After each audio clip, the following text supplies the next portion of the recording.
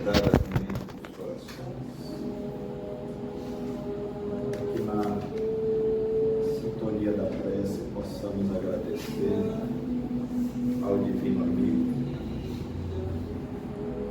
por aqui nos encontrarmos na noite de hoje e rogar a Ele a tua assistência, o teu amparo, a presença dos benfeitores amigos, os Espíritos encarregados das ações do amor e do bem que atuam nesta casa, que nos envolva os eflúvios benéficos e salutares. Rogamos também assistência espiritual para o nosso irmão Marcelo Martins, que estará utilizando a palavra na noite de hoje, para que a tua mensagem encontre receptividade nas mentes e nos corações aqui presentes, nos dois planos da vida. Obrigado, Senhor. A fluidificação da água para que sirva de medicação para o espírito do corpo e todos que dela vivem. E assim, na certeza da sua amorável presença, dos amigos espirituais aqui entre nós, e agradecemos fraternalmente ser do Senhor, ser conosco, hoje, agora e sempre. Muita paz, que o Senhor nos abençoe a todos.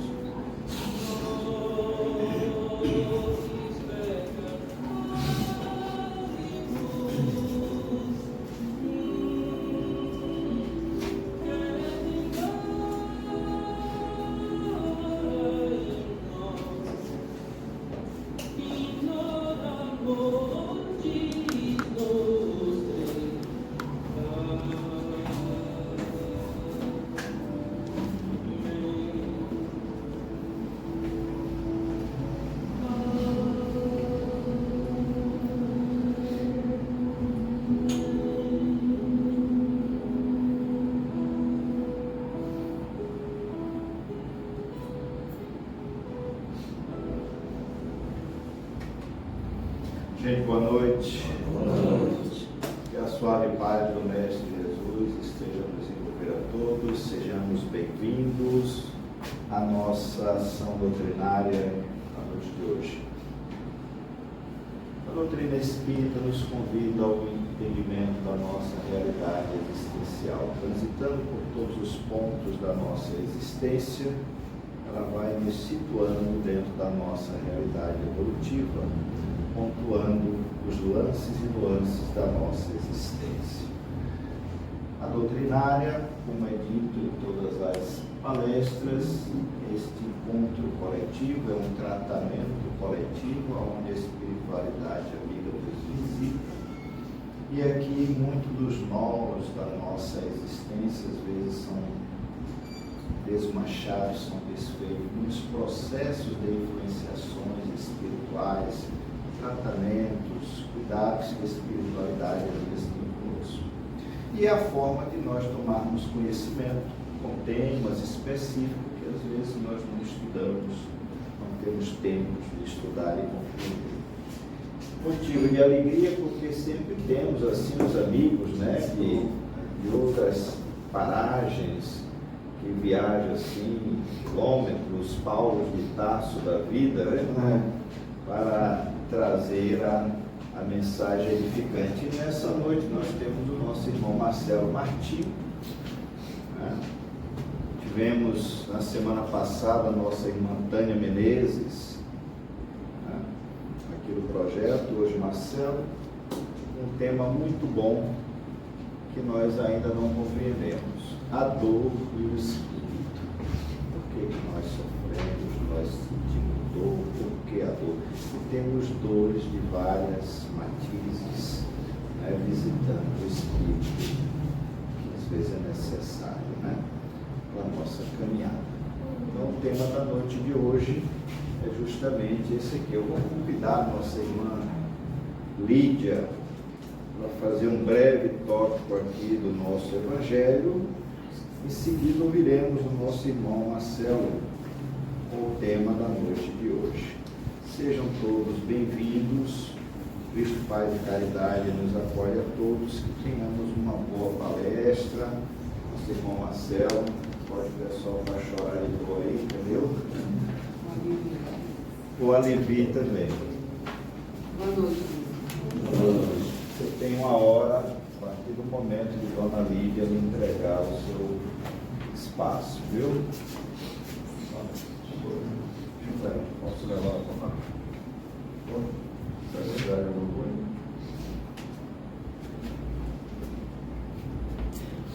Para nós, né, para a reflexão, capítulo 5, bem-aventurados aflitos.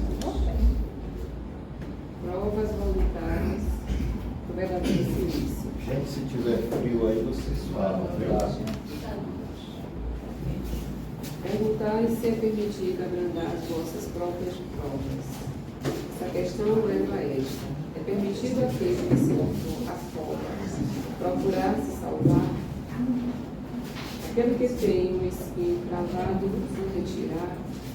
Aquele que está doente chamar o médico?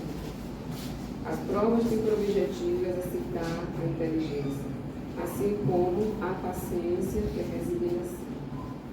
Um homem pode nascer numa posição penosa e difícil, precisamente para obrigá-lo a procurar os meios de vencer dificuldades. Mérito consiste em suportar sem lamentação as consequências dos males que não se podem evitar, em preservar na luta, em não se desesperar se não for bem sucedido, mas não no desleixo que seria preguiça, mas que virtude. Essa questão conduz naturalmente a uma outra, uma vez que Jesus disse: bem-aventurados os aflitos. Há mérito em procurar as aflições, gravando as próprias provas ou sofrimentos voluntários? A isso responderei muito claramente: sim. Há um grande mérito quando o sofrimento e as privações têm por objetivo o bem do próximo, porque é a caridade pelo sacrifício, não quando não tem por objetivo senão a si mesmo, porque resulta do egoísmo ou fanatismo. Essa lição é extensa, mas vai ficar para a gente uma reflexão no capítulo 5, bem-aventurados aflitos, provas voluntárias, o verdadeiro silício. Vamos dar agora a palavra ao nosso irmão.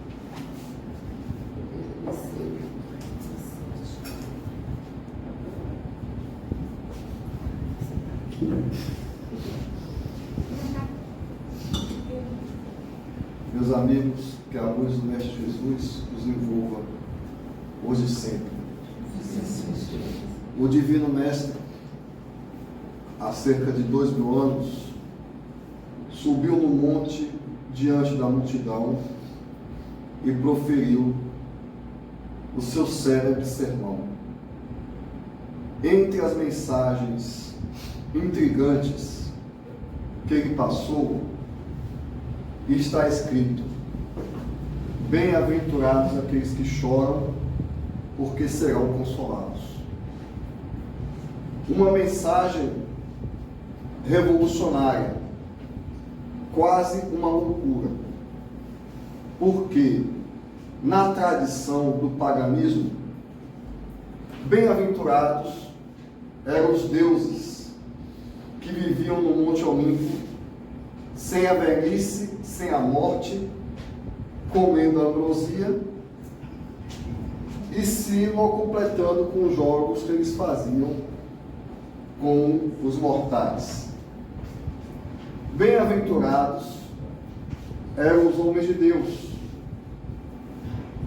os servos de Jeová, quando eles ganhavam as guerras. Eles serviam a Deus e Deus lhe dava vitória. É aquele que vence, é aquele que tem o sucesso, é aquele que consegue o que quer, que alcança, que sobrepõe.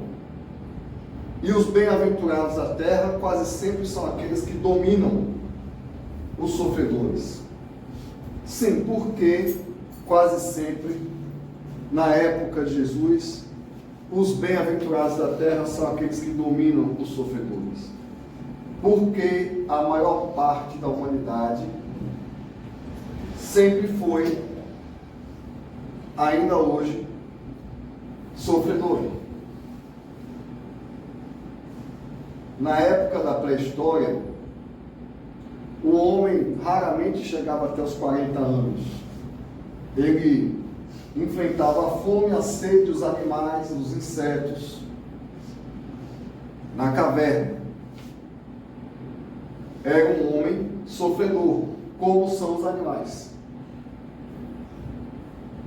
Quando veio a civilização, veio também o domínio de um ser humano sobre outros seres humanos. Então surgiram os sacerdotes e os reis e os generais. 99% da humanidade serviam aos bem-aventurados e passavam fome,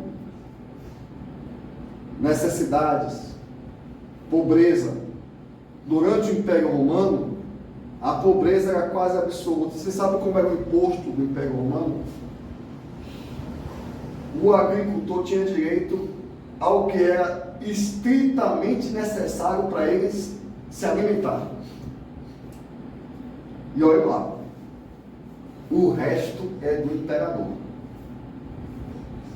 E o imperador e os patrícios, os generais, comiam a ponto de ter os vomitórios, para eles poderem vomitar e comer tudo de novo, para ter o prazer de comer. E jogava a comida fora. Enquanto isso, o povo, ele só tinha o estritamente necessário para sobreviver. Então a humanidade sempre foi sofredora. Os vitoriosos gozam e os perdedores sofrem. Aqueles que têm coragem de ir para a guerra matar, eles têm uma vida de luxo. Aqueles que morrem ou não têm coragem de matar para sustentar o luxo, têm uma vida de miséria. Também isso era um conceito comum na época de Cristo. Os sofredores são os covardes. Os sofredores são os perdedores. São aqueles que perderam a guerra. A maior parte da humanidade era de escravos ou de países dominados. Eles foram dominados por aqueles que ganhavam a guerra. Então, os generais que ganhavam a guerra entravam, eram os bem-aventurados do Império Romano. E era esse termo, e era dessa forma que se dirigiam a ele, os bem-aventurados, aqueles que venceram a guerra.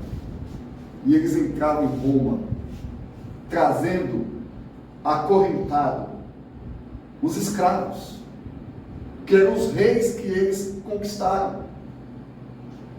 Às vezes, frequentemente, que era uma coisa comum, as mulheres e os homens que eles mataram, que agora eram escravos sexuais deles. E eles não só eram bem-aventurados, como eles eram divinizados, como o divino César, depois da campanha das Gábias. Depois que aconteceu tudo isso, Jesus chega numa nação de dominados, de um povo orgulhoso pela sua religião, pela sua origem, e diz: bem-aventurados aqueles que choram. Uma verdadeira loucura. E complementa com outras ideias mais esquisitas ainda.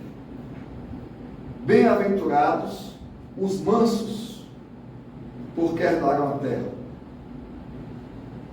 Bem-aventurados sois vós, quando forem humilhados e injuriados por causa do meu nome. porque vosso é o reino dos céus. Essas palavras são tão revolucionárias que os cristãos não acreditam até hoje. Os cristãos não acreditam que aqueles que choram são bem-aventurados. Pelo contrário, se você for ver a propaganda das igrejas, vai dizer: você tem um problema, vem aqui que a gente pare de sofrer, vem aqui, eu vou resolver esse problema. Nem os cristãos acreditam que Jesus estava certo. Então, são palavras efetivamente bem revolucionárias. Jesus complementa, tentando explicar: bem-aventurados vós que sofreis, porque vós é o reino do céu. Mas malditos sejam aqueles que gozam, os vencedores do mundo, porque eles terão sombras e ranger de dentes.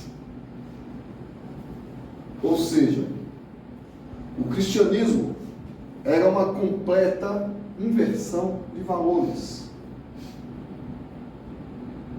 Sabendo que a Terra tem essa característica de um mundo de provas e expiações, a primeira característica do cristianismo foi o seguinte: aqueles que riem na terra vão chorar no céu. Foi essa a mensagem de Jesus. Porque quem ri na terra? Os dominadores, os violentos. E eu posso colocar na nossa...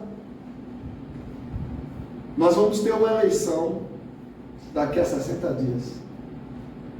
Quem vocês acham que vão ganhar as eleições? As pessoas honestas e humildes? As pessoas honestas, verdadeiras, humildes, cumpridoras das suas palavras, a pessoa que só fala a verdade, é essa que vai ganhar a eleição? Né? Então, quem vão ser os bem-aventurados que nós vamos eleger? Tem um pensador italiano chamado Pietro Baldi. Ele é muito conhecido no meio espírita. Ele escreveu um livro chamado O Sistema. Então, ele defende a seguinte ideia, porque para metáfora é interessante. Existe uma lei do universo. O sistema, criado por Deus. O sistema criado por Deus é ordem, amor e justiça. Mas os homens criaram o antissistema. O antissistema é força, poder e egoísmo. E a Terra vive o antissistema. Por isso que os bem-sucedidos na matéria, servos do antissistema, serão mal-sucedidos no plano divino, no plano espiritual. Essa é a primeira interpretação literal da mensagem de Jesus. Que a vida na terra é transitória, é curta, e que os homens se rendem ao antissistema da terra, onde o egoísmo e o orgulho é premiado e exaltado. E se torna, como diz Thomas More, o homem é o lobo do homem. Mas quando eles entrarem no reino da verdade, aqueles que foram humilhados serão exaltados, porque serão os justos que sofreram porque foram justos. E o argumento básico do cristianismo é: você vende sua alma para prazeres transitórios e na vida eterna vai acabar pagando por isso. Michel de Montaigne tinha um pensamento que diz o seguinte: nós devemos procurar as dores que trarão prazeres maiores e devemos fugir dos prazeres que trarão dores maiores. Então o homem vive motivado pela recompensa de curto prazo, que lhe causa dores a longo prazo. Essa é a mensagem básica do cristianismo no sentido literal, que as igrejas, infelizmente, corromperam completamente. Eu volto a dizer, a mensagem de Jesus é: sofra agora e conquiste o reino dos céus. Mas o pessoal está por aí querendo não sofrer nada e conquistar as coisas da terra. Nunca foi essa a proposta de Jesus. Então, por aí, a gente tira. Primeiro ensinamento: quem está prometendo as coisas da terra em nome de Jesus está mentindo. Se estão te prometendo que a sua vida vai ser fácil, que a sua dor vai passar, que a coluna vai sarar, que o marido vai ficar bom, que os filhos vão ficar comportados, que o marido vai te dar um aumento, em nome de Jesus, estão mentindo. Por quê? Porque, como Jesus dizia, os lobos têm onde dormir, mas o filho do homem não tem nem onde encostar a cabeça. Aí você quer facilidade em nome da pessoa que foi crucificada. Ele diz: quem quiser tomar sua cruz, quem quiser me seguir, pegue sua cruz e siga. Então, o preço da vida eterna é o homem passar pela provação terrena.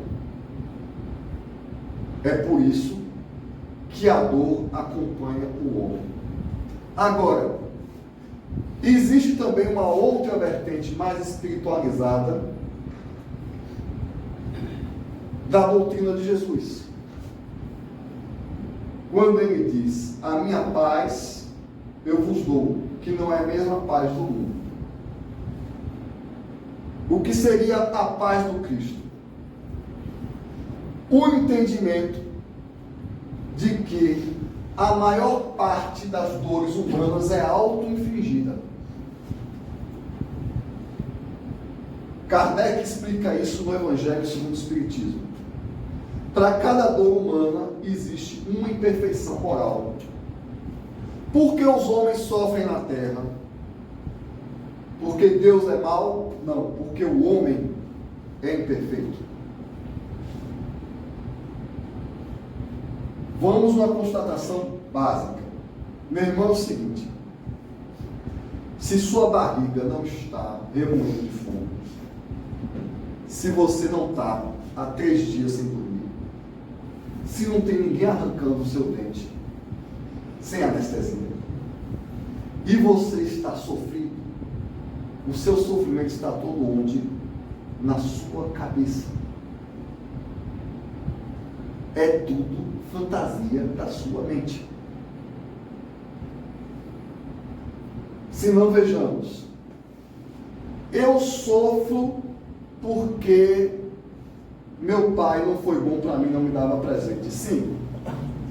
Você hoje é um adulto, trabalha, ganha seu dinheiro, tem sua família e está doído porque seu pai não foi um bom pai. A culpa é do seu pai?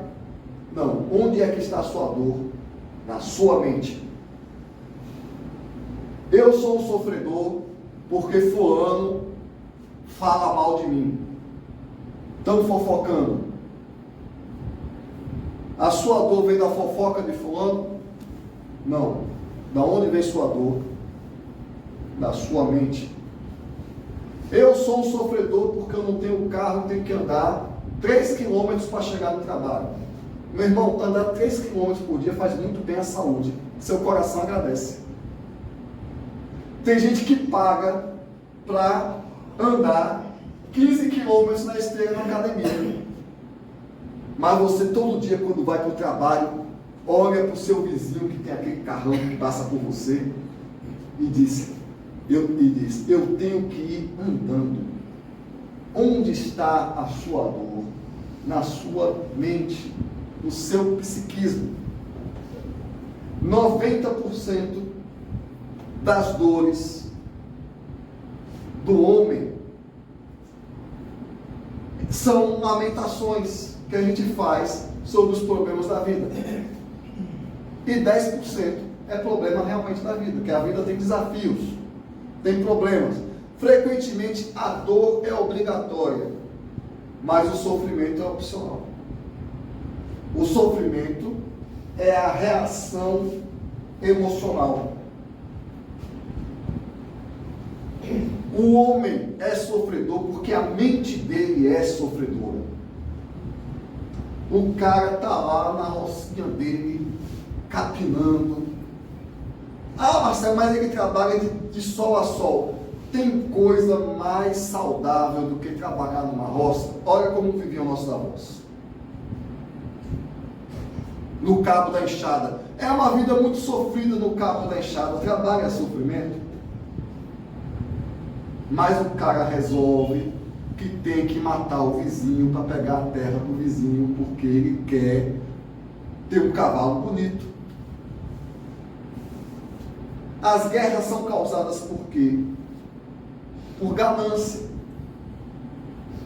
O cara resolve que tem que ser maior do que o outro, que tem que ser melhor, que tem que provar para o outro que é melhor.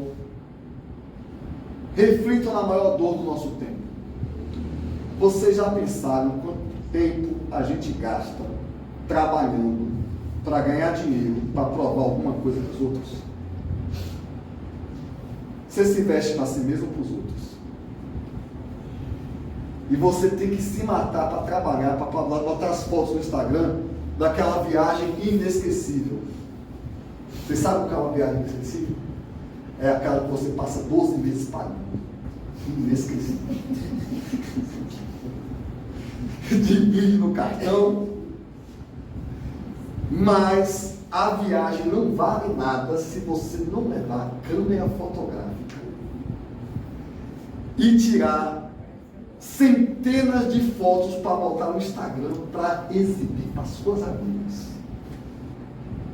Eu já vi história de gente que está num lugar e troca de roupa para poder tirar a foto para mostrar para as amigas. O quanto a gente trabalha, se estressa para provar para os outros alguma coisa. Aí, trabalha no emprego que você não gosta porque tem que ganhar muito dinheiro para impressionar sua família, seu cunhado, sua sogra, etc. Trabalha 18 horas por dia porque tem que ter uma casa de praia para chamar a família para beber e comer carne. Para você poder se exibir para todo mundo. Faz um esforço enorme para ter um título, aí vende a alma da mãe, do pai, dos filhos para se eleger num cargo público, compra a cidade toda, porque quer bater no peito e dizer que tem um cargo. Os espíritos também explicam isso, que a maior parte das dores da terra são semeadas pelo próprio homem, pelo orgulho, pelo egoísmo do próprio ser humano, que fica criando problemas para si mesmo. Ah, mas todo mundo é assim. Mas você não tem que ser igual a todo mundo. Lembra sua mãe? Ah, mamãe, todo mundo fala. Você não é todo mundo. Não tem que ter complexo de Gabriela. Eu nasci assim, eu cresci assim, eu vou ser sempre assim. Você não tem que ir para o precipício moral, intelectual, espiritual, junto com todo mundo e ficar querendo se matar por causa de futebol. Veja como o homem cria sofrimento para si mesmo. Aí passa a semana toda mal-humorado porque o Timão não ganhou. São todos monstros imaginários na nossa mente. Por isso que Jesus disse: eu vos dou a minha paz, que não é a paz do mundo. Na vida terei tribulações, mas não vos desespereis, porque eu vos dou a minha paz. Então, o segundo ensinamento do cristianismo é a obtenção da felicidade através da realização íntima, através da realização espiritual. Quando o homem coloca suas esperanças em outro ser humano, como diz a Bíblia, maldito do homem que confia no homem, ou seja, que coloca sua felicidade em outra pessoa, ou coloca suas esperanças nos bens materiais, que são como uma casa construída no monte de areia. Eu sou feliz porque agora tenho a minha casa própria, até o nível do rio subir e levar tudo. Eles estão construindo a sua felicidade sobre coisas que nós não podemos dominar. Nós não podemos dominar o dinheiro, nós não podemos dominar o tempo, nós não podemos dominar o corpo. O corpo, ele vai envelhecendo. A única coisa que a gente pode dominar é nossa mente e adquirir a paz do Cristo. Por isso que Jesus disse que dava a paz dele. E por isso que ao mesmo tempo que o Império Romano ia dominando, conquistando, os cristãos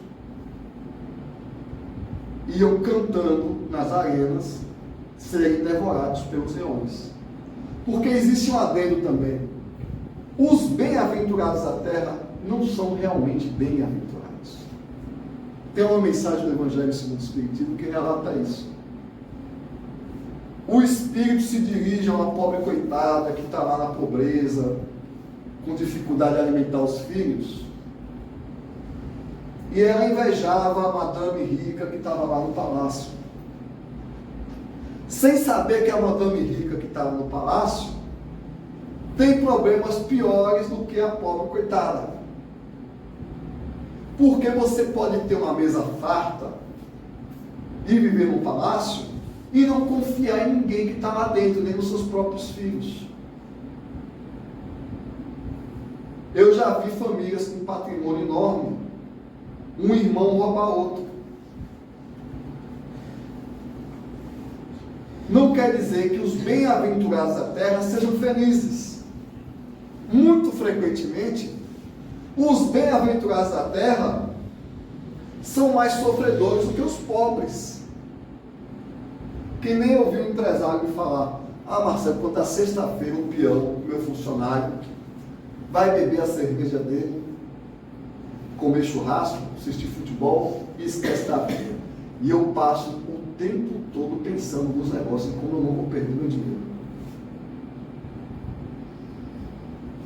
Eu já vi um empresário trabalhar dia 1º de janeiro, domingo, o empresário me liga querendo saber um negócio do sistema. O mais rico que eu conhecia na época, eu nunca vou esquecer, 8 horas da manhã, no domingo, 1º de janeiro, um homem me liga para falar de trabalho. Eu tenho que atender, né? Sou doido.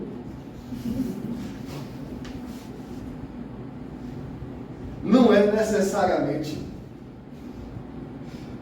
ou seja, a grama do vizinho que a gente acha mais verde, não é necessariamente do jeito que a gente acha, porque não existe espírito sobre a terra perfeitamente feliz e realizado.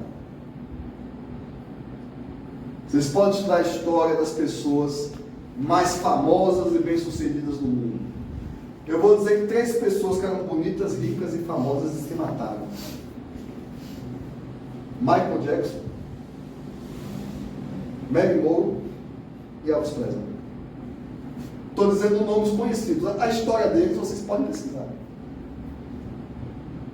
De todos 3, de excesso de medicamentos para dormir. O que adianta você ser uma mulher linda e maravilhosa, que os homens te desejam, que você tem um bocado de dinheiro, que você tem um bocado de fama, e você simplesmente não consegue dormir? Então, a grama do rico, do bem-sucedido, do bem-aventurado da terra, não é necessariamente mais bonita do que o pobrezinho. Sobretudo se o pobrezinho, feinho, doentinho, pobrinho, for uma pessoa que tem Jesus no coração. Porque a minha velha avózinha já sempre dizia que o pouco com Deus é muito e o muito sem Deus é nada. Porque a dor, o sofrimento e a felicidade é um estado da alma. É o espírito que é feliz e o espírito que é triste. Você sabe a diferença entre sucesso e felicidade? Sucesso é conseguir o que você quer. Isso é ser uma pessoa bem-sucedida. Conseguir o que você quer. Felicidade é ser grato pelo que você tem. Então, a pessoa consegue o que ela quer, comprou o carro do ano. É que nem o brinquedo. Eu costumo dizer que a diferença entre os adultos e as crianças é que os brinquedos ficam maiores e mais caros. Em uma semana você enjoa do seu brinquedo novo. E já está pensando no brinquedo do vizinho. Eu acabei de comprar um carro novo, mas o meu vizinho tem 2 vezes melhor do que o meu. Aí se acaba de angústia existencial. É um homem bem sucedido, ele conseguiu o que queria e só o levou à frustração. É famoso na história a história de Messalina. Messalina era a principal amante do imperador de Roma. O imperador disse: o que você quer? Eu quero uma semana de prazeres. Aí lá vai ela, dentro de um palácio, vinhos melhores do mundo, comida melhor do mundo, várias pessoas, homens e mulheres, para transar com ela, fazer sexo com ela. Uma semana só comendo, bebendo, orgia e tal, o prazer. Depois de uma semana, o imperador chegou para a amante predileta dele e disse: e agora, minha querida, você está feliz? Ela disse: não, eu estou entediada. Se as propostas do mundo dessem felicidade, depois do carnaval, não tinha depressão. Então, prazer não é felicidade. Agora, frequentemente, a dor traz felicidade. Kardec fala no Livro dos Espíritos. Os Espíritos falam: imagine um general que vai para a guerra, para uma batalha, mas ele volta, ele passa fome, frio, mas é vitorioso. Ele está esfomeado, com frio, estropiado, tomou um tiro e está feliz. Frequentemente, a felicidade está na dificuldade. Porque a felicidade vem do sentimento de gratidão, de crescimento interior. Esse sentimento de crescimento interior só vem através do esforço. E os espíritos, e Kardec pergunta aos espíritos: o que é a felicidade? E os espíritos respondem: a felicidade é a consciência pura e a fé no futuro. Só existe um jeito de conquistar isso: limpando a consciência, expiando os seus erros e trabalhando na prática do bem. Aí a gente sintoniza com Deus e tem a fé no futuro. Essa é a felicidade. Este é o céu. É um estado de espírito. E qual é a função da dor quase onipresente na existência humana na Terra? A função da dor é levar o homem para a felicidade. Porque Deus não manda os maus para o inferno. Deus não cria um homem para passar o resto da eternidade no inferno. Porque o sol nasce para os justos e para os injustos. Porque Deus ama o santo e ama o criminoso. Então ele pega o criminoso que acabou de morrer, desencarnar, e ao invés de mandar ele para o inferno, manda ele para a terra para consertar o que fez. Tem um caso que Raul Teixeira conta, que ele chegou numa praça e soube de um mendigo, que o pessoal tirava daquela praça e ele sempre voltava. E ele ficou compadecido, quis até entregar o almoço dele para o mendigo, e o mentor espiritual dele apareceu na frente dele e disse: não faça isso. Você sabe quem é o mendigo dessa praça? Não. Procure saber qual é o nome da praça. E a praça estava nomeada com o nome de um grande político. Pois então, Raul, o mendigo que está na praça é o político que dá o nome à praça, reencarnado. Na encarnação passada ele roubou muito, prejudicou muita gente, tirou muito dinheiro de criança, de gente que estava na pobreza, precisando do recurso público. Mas ele foi um grande político, porque a gente sabe como funciona a política, e construiu uma praça. Ele reencarnou. Hoje é um mendigo que não está na praça dele. O mendigo, o político, ao invés de ir para o inferno, ele voltou para a terra se regenerar do que fez, passando pela privação que ele fez os outros passarem. Para ser punido, não, para aprender.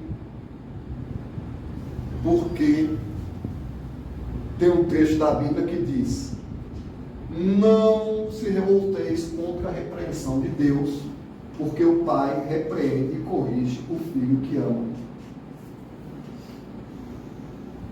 Então Deus corrige.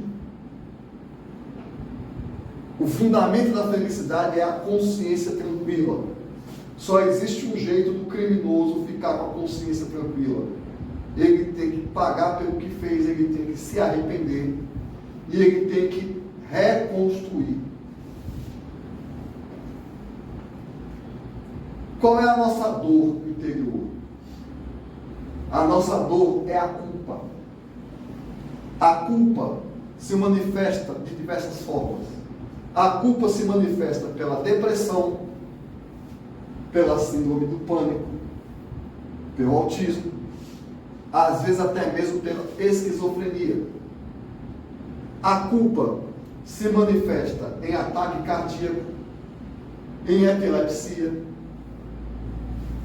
em problema no rim, em problema no estômago, em tumores cancerígenos. Como é que o homem se livra da culpa? Expiando a sua culpa. Quando o corpo desenvolve um câncer e a gente tem aquele drama todo, é a materialização da culpa. O câncer é a cura. O que a gente acha que é a doença é a cura. Quando o corpo adoece, ele está frequentemente curando a alma. Então veja como é interessante para o espírito ele sofrer no corpo, que é transitório, para curar a alma, que é imortal. Ele não vai para o inferno, ele volta para o novo corpo, e ele vai se curar do mal através dessas coisas que a gente acredita extremamente dolorosas.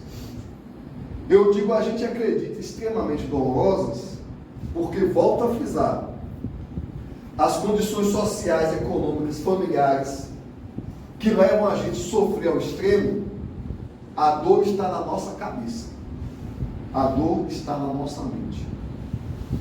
O espírito culpado, ele sofre com aquela situação. Eu conheci uma mulher que ela ficou órfã e foi adotada por um casal que deu tudo para ela.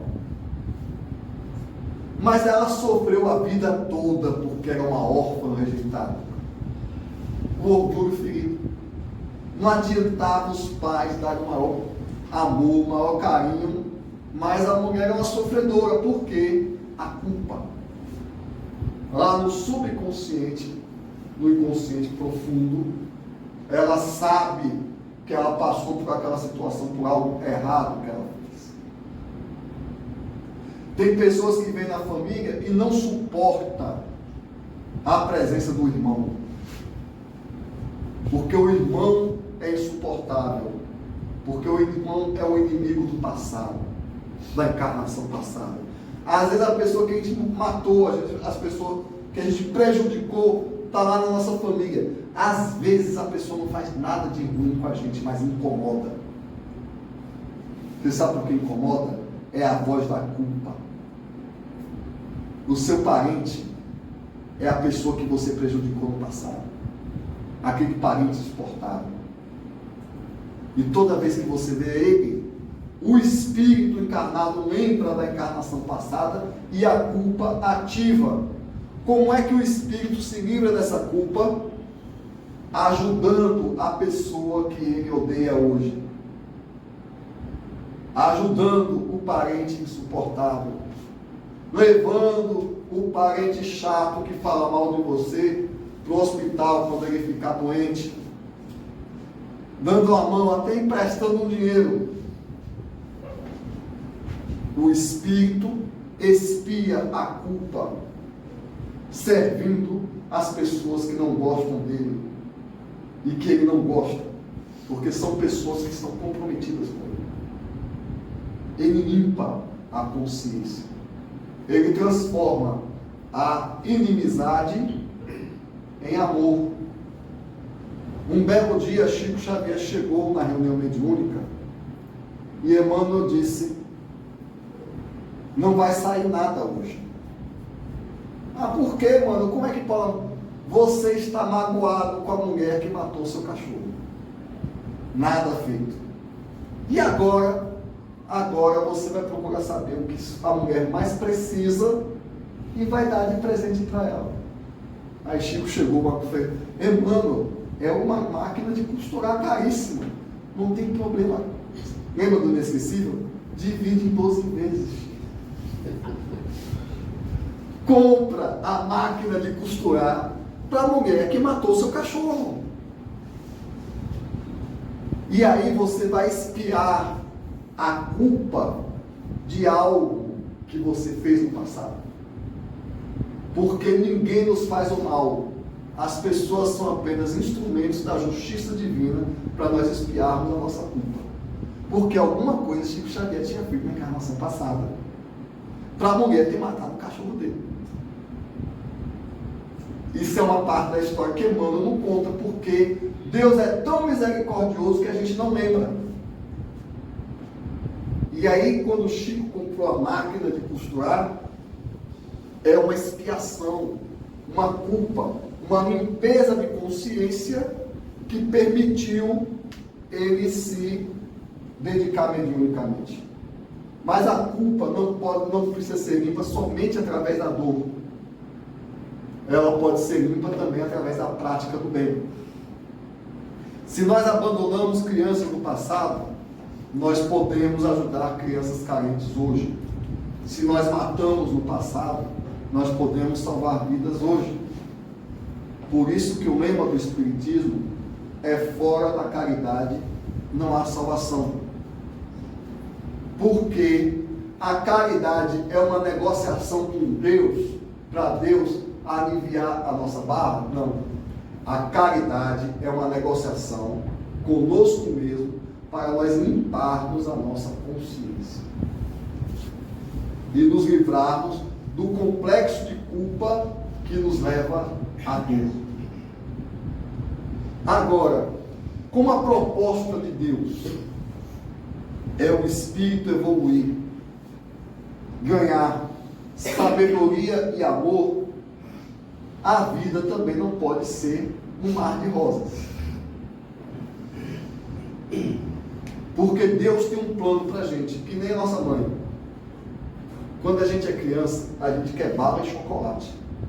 Mas nossa mãe tem um plano maior para a gente. Você vai estudar e vai ser um grande homem. A gente só quer bater baba com os colegas. Deus é nossa mãe. O homem na terra só quer praia e peixe frito. Um corpo sarado e jamais ter dor de cabeça. Só que Deus tem um plano para a gente. Deus quer nos tornar espíritos angélicos, sábios, fortes, poderosos. A um ponto de um dia nós podemos dizer como Jesus disse: eu e o Pai somos um. Então tem que ter uns probleminhas para a gente resolver. Gente, a vida não vale a pena com um corpo perfeito. Um corpo perfeito não traz progresso para o espírito. É por isso que nosso corpo é de carne e osso. Todo mundo tem que ter uma unha encravada de vez em quando. Para a gente provar a nossa fé em Deus. Ou como a minha mãe dizia: que bom que está doendo, meu filho. Prova que você tem um dedo. Glória a Deus que você tem um dedo para doer. Tem aqueles que não têm, né? Tiveram uma doença pior e foram amputados. Mas aqueles que foram amputados, glória a Deus, porque estão passando por uma expiação ou por uma prova. Ou pelos dois ao mesmo tempo. Ou eles estão ressarcindo um mal que fizeram no passado, ou estão passando por um ensinamento que vai lhe trazer um progresso no futuro. Porque a vida humana na Terra é só um dia. Perguntaram se Deus existe, por que o mal existe, por que existe a dor. O pior problema filosófico da humanidade. Por que existe a dor? Se Deus é bom, por que existe a fome, a guerra e a doença? Primeiro, por culpa do homem, que aumenta muito os seus problemas. E segundo, porque o plano de Deus não é a vida material. A dor não é o mal. A dor é a cura do mal e a evolução do espírito. E a purificação do espírito. Então o mal não existe. Porque a humanidade que nós conhecemos é apenas o estágio embrionário da humanidade celeste. Porque Deus tem um plano. Como mamãe tinha um plano para mim quando era criança.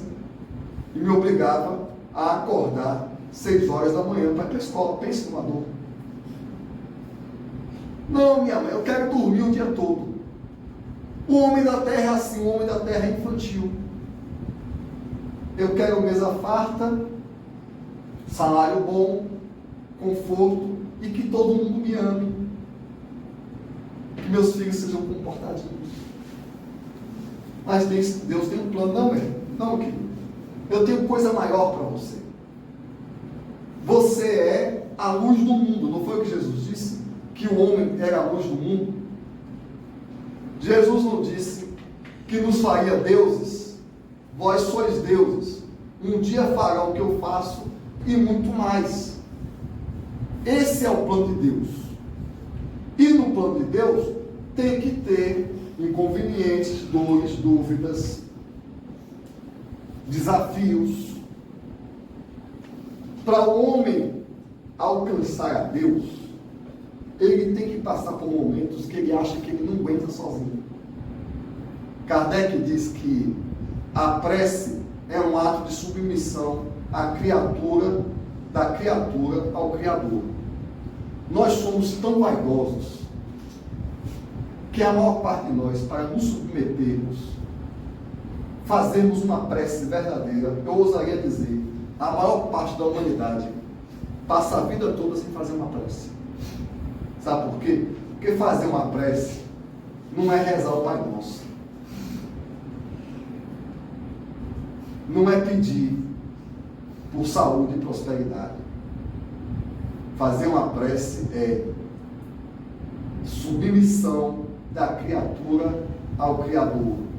É o momento que a criatura diz o seguinte: Deus, você me deu mais do que eu mereço.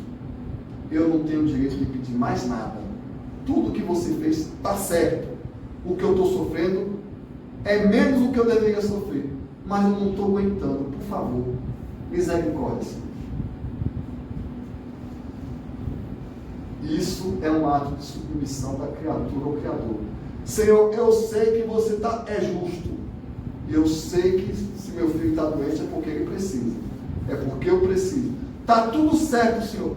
Mas se for da sua vontade, por favor, cura meu filho, porque eu não estou aguentando. Eu sozinho não resolvo. Quando o homem admite a sua incapacidade, a sua carência, e se humilha diante de Deus, é a oração. E a maior parte da humanidade só ora se estiver sofrendo muito. Porque se for uma dorzinha pequena, eu sou poderoso, eu resolvo. Porque eu sou um grande homem, eu trabalho, eu estudo, está tudo sob controle, eu ganhei bastante dinheiro, eu vou no médico, porque sou eu que mando, eu vou dar um jeito. Não é pouca dor, não. Não é a primeira dor de dente que faz o homem se ajoelhar diante de Deus. Não é a primeira falência, não. O homem da terra, geralmente, só se abaixa diante da majestade do Criador quando está sofrendo muito. É por isso que a humanidade sofre. Porque o primeiro dever do Filho de Deus é ser grato para com Deus. Amar ao Senhor teu Deus de todo o seu sentimento, de toda a sua força, de todo o seu coração, de toda a sua alma, e ao próximo com a si mesmo. A humanidade, infelizmente, só ama quando sofre. Quantas pessoas só procuram a religião diante da dor? E quantas pessoas só lembram do irmão que está passando fome, se um dia passar fome na vida? Como que Jesus é por causa da dureza dos nossos corações. Por que o homem sofre? Por causa da sua dureza de coração. Por quê? Por causa do nosso orgulho, do nosso egoísmo. Deus precisa usar o recurso educativo da dor. A gente passa 90% do nosso tempo pensando no nosso próprio umbigo. Ora, se não for 99%. E só lembra de Deus uma vez por semana, que é o dia de ir na igreja. Tem aqueles que só lembram uma vez por ano, que é o dia de Natal. E tem aqueles que nem no dia de Natal lembram, que Natal é para dar presente, não é para lembrar de Deus. Mas aí vem a irmã dor e educa o ser humano para a sua origem espiritual. Para quê? Para conduzir o homem à felicidade. Porque o homem jamais será feliz sem Deus. Ele está precipício abaixo, em decadência espiritual, em decadência moral. Aí Deus manda um corretivozinho para botar ele no caminho. Inclusive, para nós espíritas, nós estamos no caminho da regeneração. O verdadeiro espírita luta contra seus maus instintos o tempo todo. A gente faz caridade, mas como nós somos imperfeitos, nós também precisamos da irmã dor para dar um corretivozinho, para manter a gente na linha. A dor, a dificuldade mantém o homem na linha, porque nós precisamos disso. No dia, quando chegar o dia, esse dia vai chegar. Quando chegar o dia em que nós aprendermos a amar a Deus e a amar o nosso semelhante, nós não teremos dor nenhuma. Por quê? Porque a dor é um estado psíquico. Eu lembro no livro Paulo Estevão que o apóstolo Paulo, depois de pregar o cristianismo em várias cidades, ser apedrejado, ele foi preso, porque depois de ter sido apedrejado, ele foi preso, porque ele estava falando de Jesus. Já há anos servindo ao Cristo, depois de ter tido uma vida inteira, depois de ter tido metade da vida perseguindo os cristãos. Ele estava no calabouço e ele ia ser novamente supliciado. O açoite tinha pontas de osso, ou às vezes metal, na ponta, para rasgar a carne. Emmanuel relata que o verdugo deu a primeira chicotada, que eram 70 ou 40. Paulo não sentiu nada. Ele saiu do corpo e foi se encontrar com a noiva desencarnada, a Abigail, e o irmão dela. Ele nem viu.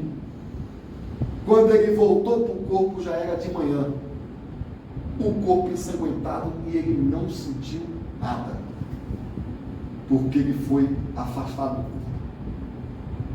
Então, nem a dor física atinge a um espírito que limpou a sua consciência. Porque Paulo já tinha limpado a consciência dele por anos de serviço a Jesus. Ele não precisa passar por aquilo. É o caso dos cristãos que foram devorados pelos leões.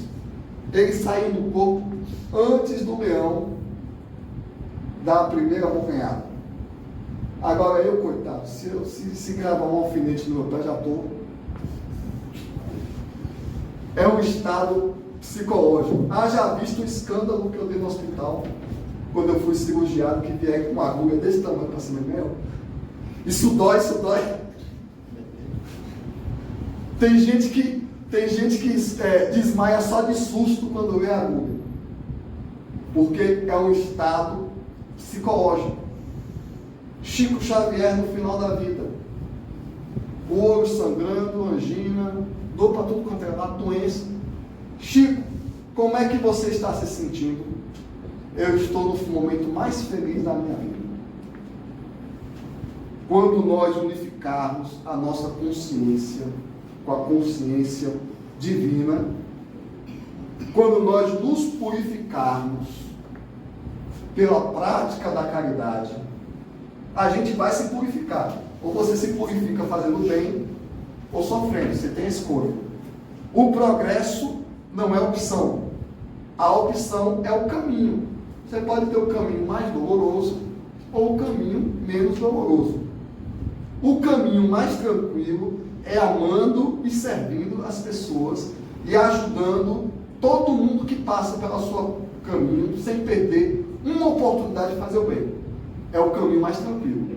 O caminho menos tranquilo é sofrendo um bocado para Deus e tirando a nossa dureza de coração.